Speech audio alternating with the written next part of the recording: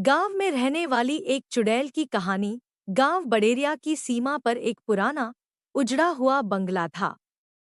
कहते हैं वहां रात के समय अजीब आवाजें आती थीं, कभी रोने की, कभी डरावनी हंसी की। गांव के बुजुर्ग बताते थे कि यह रूखमणी चुड़ैल का ठिकाना था। कोई भी सूर्यास्त के बाद उस बंगले के पास जाने की हिम्मत नहीं करता था। चुड़ैल की दहशत।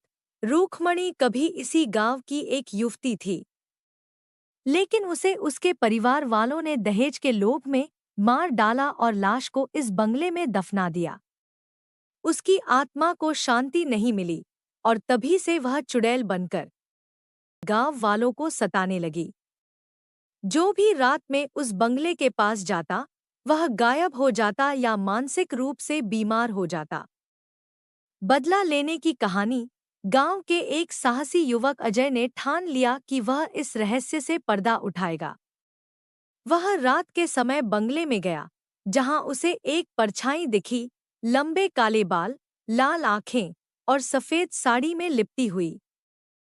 चुड़ैल ने अजय को देखा तो उस पर हमला करने लगी। फिर अजय ने कहा कि मैं तुम्हें न्याय दिला सकता हूं।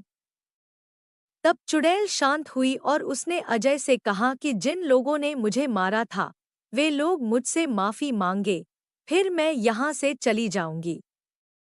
अजय ने गांव में उन लोगों को ढूंढा और सारी बात बताई। फिर वे लोग बंगले में आए और चुड़ैल से रो रो कर माफी मांगने लगे। चुड़ैल को मुक्ति मिल गई और वह गांव छोड़कर चली गई। अंत। इसके बाद गांव में शांति लौट आई। लोग बेखौफ रात में घूमने लगे। लेकिन आज भी जब हवा तेज चलती है, तो लगता है जैसे कोई कह रहा हो, मुझे न्याय मिल गया।